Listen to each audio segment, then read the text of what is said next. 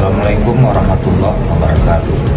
Transportasi darat yang baik dan bermartabat merupakan pilar penting dalam mendukung aktivitas masyarakat, memperkuat konektivitas antar wilayah, dan mendorong pertumbuhan ekonomi di daerah.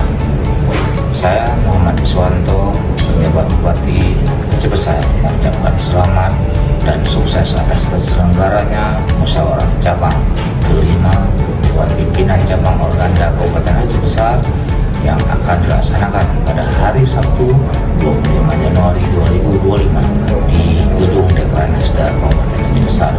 Kegiatan ini menjadi momentum penting karena akan membahas persiapan pemilihan Ketua Dewan Pimpinan Cabang Organda periode 2025-2030. Kami berharap proses pemilihan ini dapat berjalan dengan lancar, demokratis, dan menghasilkan sosok pemimpin yang kompeten serta mampu membawa Organda ke arah yang lebih baik.